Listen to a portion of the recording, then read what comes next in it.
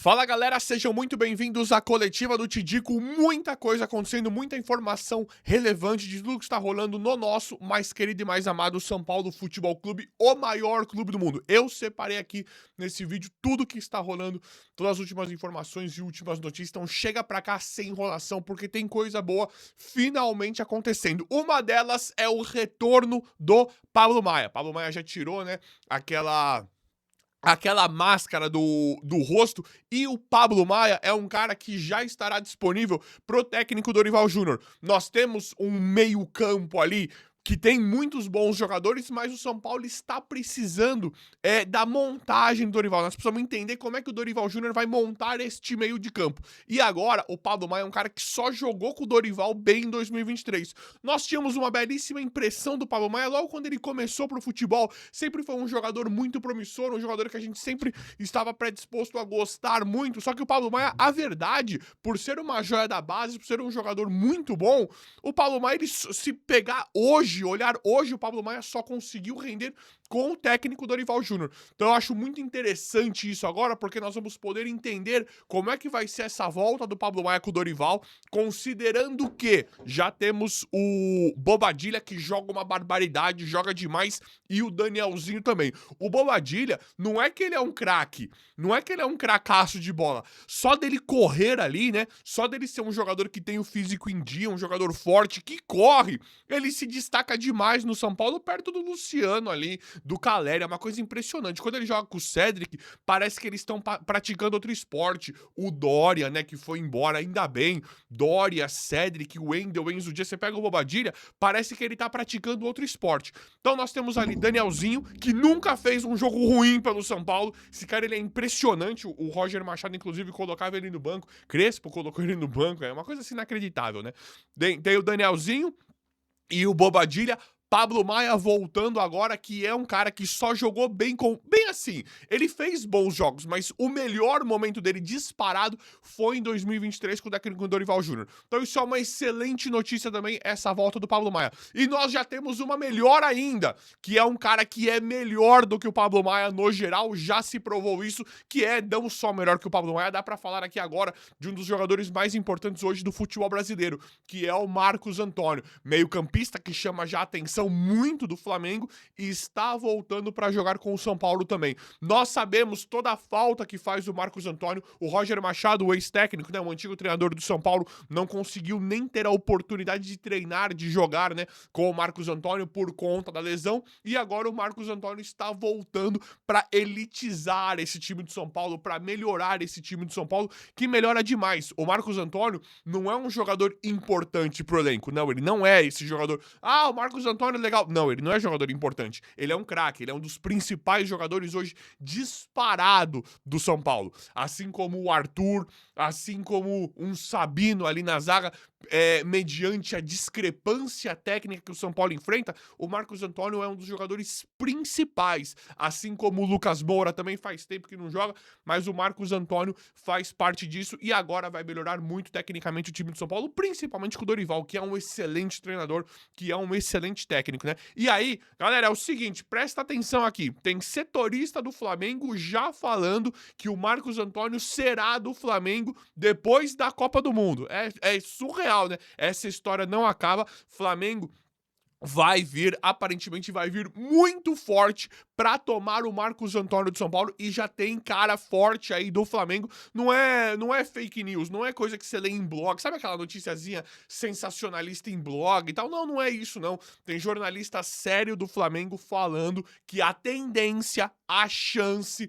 do Marcos Antônio ir para o Flamengo pós-Copa do Mundo é gigantesca, por conta do interesse que o Flamengo já tinha no Marcos Antônio no final do ano e se estende. O Flamengo meio que deixou meio que quieto, né? Meio que se afastou um pouquinho disso e na Copa, depois da Copa do Mundo, já irá vir pra cima muito forte pra levar o Marcos Antônio. A chance é altíssima e grande de levar, por mais que o São Paulo, de forma assertiva, de forma competente, conseguiu a grande valorização valorização do Marcos Antônio. E aí, isso envolve diretamente o Cebolinha e o Luiz Araújo. Te digo como assim? Vou contar pra vocês, mas antes, aquele recadinho, né? Esse vídeo aqui é um oferecimento de Minimal Club. Vocês estão vendo essa camiseta aqui maravilhosa? Estão vendo o vídeo todo, né? Essa camiseta aqui maravilhosa só acontece por conta desse algodão egípcio. Ela não amassa, não desbota, tem um caimento simplesmente maravilhoso e impecável, isso por conta desse algodão egípcio. Como é que é? Vai no link da descrição, vai no meu link da descrição, já clica na Minimal Club e você vai ter desconto, acesso aos kits. Agora a Minimal Club vende kits de camiseta que você já tem um baita de um desconto e usando o meu cupom TIDICO você consegue mais desconto ainda. Fora que não tem só as melhores camisetas do Brasil na Minimal Club. Lá tem outras roupas muito interessantes que é uma marca assim simplesmente espetacular nesse caimento maravilhoso. Olha como veste aqui, ó. Não desbota, não amassa, caimento fantástico. São as melhores camisetas do Brasil. Vai aí que eu garanto. E tem outros produtos sensacionais também. E usem meu cupom TIDICO. É isso ou não é? Valeu, Minimal Club. E galera, a questão do Cebolinha tem agora rumores e indícios de realmente acontecer uma grande troca envolvendo Flamengo e São Paulo por conta dessa situação do Marcos Antônio. E aí, o Cebolinha é um cara que não tá mais naqueles valores. Lembra quando a gente queria o próprio Cebolinha, antes dele ir pro Flamengo, Michael, caras assim que custavam demais. O Cebolinha, ele foi, se forem analisar a contratação do Cebolinha, custo-benefício / desempenho, rendimento, o Cebolinha custou quase que 100 milhões de reais quando foi pro Flamengo. Quando ele saiu do Grêmio, que ele foi pra Europa, que ele voltou pro Flamengo, acho que foi quase 100 milhões de reais a contratação, o passe dele. Uma coisa assim completamente absurda. E o Cebolinha hoje está desvalorizado. É aquilo que eu tô falando sempre pra vocês. Quero o Cebolinha no São Paulo. Pra mim, um excelente jogador. No Flamengo, não jogou absolutamente nada. Dá pra contar nos dedos. Fez meia dúzia de boas partidas. Nunca se encaixou no Flamengo. O Juba fica bravo comigo. Nunca se encaixou no Flamengo. Nunca jogou absolutamente nada no Flamengo. Gosto, pra mim é bom jogador. Teria uma história completamente diferente no São Paulo. E tem essa grande chance do Cebolinha vir. Só que o Cebolinha está desvalorizado. Já vai ficar disponível para assinar o pré-contrato e já falou que não fica no Flamengo.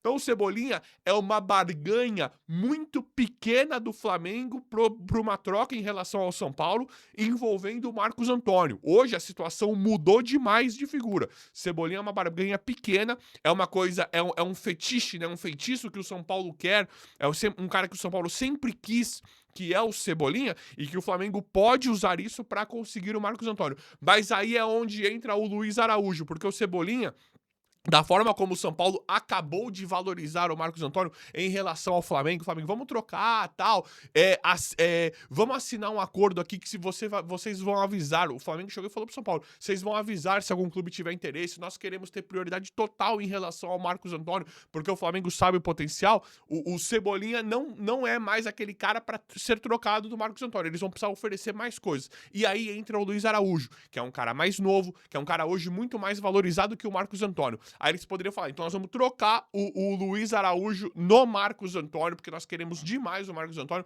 e o Luiz Araújo e o Cebolinha não vão jogar lá, isso é uma movimentação esperta do Flamengo, porque o Cebolinha e o Luiz Araújo não jogam mais lá, jogam Samulino, Carrascal, Plata, Pedro, Arrascaeta, Lucas Paquetá, então o Luiz Araújo não vai jogar mais.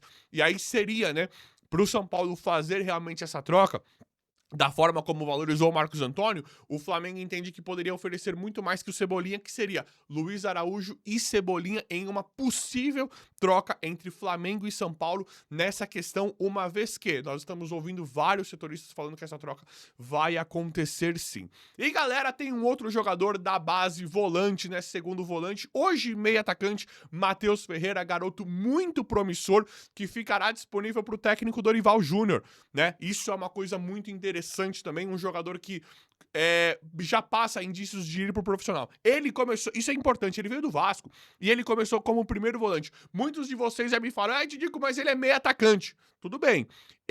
O Matheus Ferreira começou como primeiro volante, Depois ele passou a ser um segundo volante. Hoje, realmente, ele joga de forma mais avançada, até um meio atacante, por conta da qualidade que ele tem. Porque ele é muito técnico, ele é muito bom de bola. Na base, isso é normal. Um cara começar de lateral esquerdo, virar atacante, um meia virar centroavante. Quando o jogador é muito novo, é muito comum, de 17 para 18, para 19 anos, alterar a posição drasticamente quando ele é um jogador da base. Matheus Ferreira começou como primeiro volante, hoje ele pode ser um meia atacante, mas isso é normal na base. Acontece que nós temos mais esse reforço para despontar, para jogar demais com o Dorival Júnior, porque é aquilo que eu falei do Pablo Maia. Pablo Maia sempre foi um jogador muito promissor que não acontecia. Ele jogava bem, a gente fala, pô, mas esse cara tem um chutão, esse cara joga muito, ele corre muito, tal, tal, tal. Pablo Maia nunca aconteceu com nenhum técnico, só aconteceu com o Dorival. Para mim, essa é a grande chance de acontecer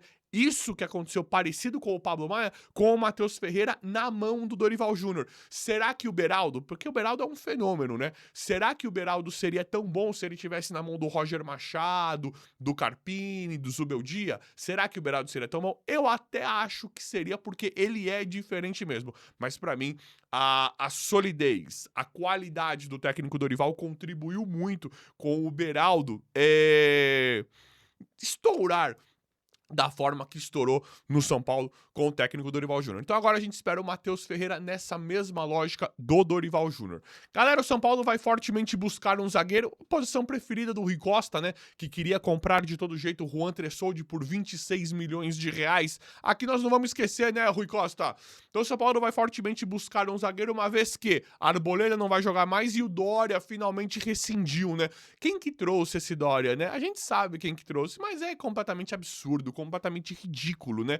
Trazer um cara desse. Mas, como no São Paulo não tem nenhum tipo de cobrança, esses dirigentes ridículos, eles podem fazer o que eles quiserem, não vai dar em nada, né? Não vai acontecer nada. Ninguém precisa responder por contratar Dória, Tolói, Cédric Soares, o Wendel, como iriam contratar o Juan Tressoldi, ninguém precisa responder como querem comprar e vão comprar o Cauli, né? Ninguém precisa responder por nada. Enfim, São Paulo vai buscar um zagueiro porque agora, de forma completamente inesperada, o Dória pede a rescisão, né? Era um cara que foi contratado pra ficar aí no elenco e vinha jogando vários jogos, então de forma inesperada o São Paulo perde o Dória nessa rescisão, na verdade ganhou, né, com o Dória sair, mas perdeu o Arboleda também por conta de fatores externos, né?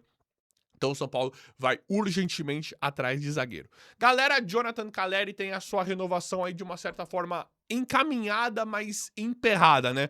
Jonathan Calleri está conversando com o São Paulo, quer um projeto para renovar com o São Paulo. É inacreditável, né? O Calleri quer um projeto para renovar com o São Paulo. Neste momento tem a chance do Calleri renovar e a chance dele sair. Te digo, fala a verdade. O que é? Gente, eu vou falar com muita sinceridade para vocês. Tem chance dele sair, mas as chances dele não renovar com o São Paulo são minúsculas, são minusculas, são muito pequenas. Hoje eu não queria que o Calleri renovasse. Ah, Calleri, pô, jogou muito em 2023, Calleri identificado, é tudo isso, identificado com o clube, sempre gostei muito do Calleri.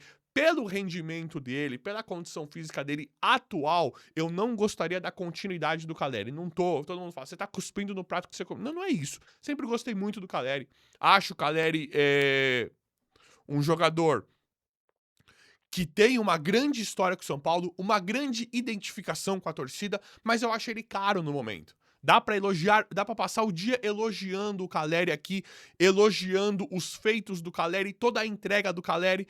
Dá pra passar o dia aqui elogiando o Calleri, mas dá pra também olhar hoje o Calleri e ver que eu acho que financeiramente, tecnicamente, fisicamente, hoje o Calleri não compensa mais. Então nós temos aí o Calleri querendo um projeto para renovar com o São Paulo, a renovação encaminhada, mais travada, tem conversas já da renovação para ele renovar aí no período da Copa ou pós-Copa.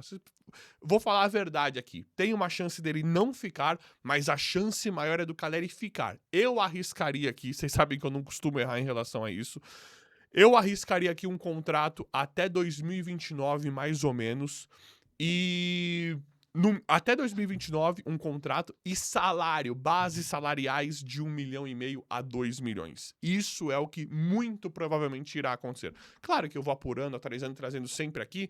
Neste momento eu não queria o Calleri. Eu acho que ele é muito caro pelo que está rendendo. independente de toda a história maravilhosa que o Caleri teve no São Paulo. Mas a verdade é essa. Óbvio que eu vou amadurecendo isso aqui, que eu vou trazendo mais informações, mas no momento é isso em relação ao Caleri. E se ele não ficar, que hoje eu não gostaria que ele ficasse, nem ele nem o Luciano, e eu não quero aqui chegar e escrotizar esses caras, não é isso. Pra mim só está acontecendo um fim de ciclo com o Luciano e com o Caleri. Tiveram uns bons momentos, momentos ruins, independente de toda a polêmica que gera discutir Luciano e Caleri, pra mim só se encerrou o ciclo. Eu acho que eu quero jogadores mais novos, mais saudáveis, dar uma repaginada. Aí nós temos o Rian, que eu acho ridículo descerem com o Rian. Ridículo. Deixa o moleque, não é pra ir pra base. Ah, ele tava ganhando ritmo se recuperando. Besteira. Deixa ele ganhando ritmo no profissional, pro jogador ficar ganhando cada vez mais experiência, pra ele ouvir coisas do profissional, pra ele ficar cada vez mais dentro do time profissional. Ridículo, ridículo o que aconteceu em volta do Rian. Rian e Paulinho, dois excelentes jogadores que já deveriam estar jogando no São Paulo. Ah, mas é menino novo, tal. Todos esses cis não existem em relação ao Rian quando você tem André Silva no banco. Um jogador patético, um jogador que não deveria nunca ter vindo pro São Paulo, um jogador ridículo desse daí, tecnicamente, né, eu falo tecnicamente do André Silva, que é horroroso. Então não tem essa, não tem essa. Já era pro Rian estar sendo utilizado, o Rian ou o Paulinho, quer, né, não quer colocar no lugar de titular, no lugar do Caleri ainda, já era pra estar jogando, entra com o Tapia e André Silva, se bem que o Tapia é menos mal, porque o Tapia ele é horroroso, mas ele tem vontade, pelo menos, ele sabe da limitação dele, né? Então já era pra estar jogando com o Rian ou o Paulinho. E tem também o Marcos Leonardo, né? Que é um cara muito mais caro, que é um cara muito mais difícil, mas que já poderia ter vindo pro São Paulo se essa diretoria fosse...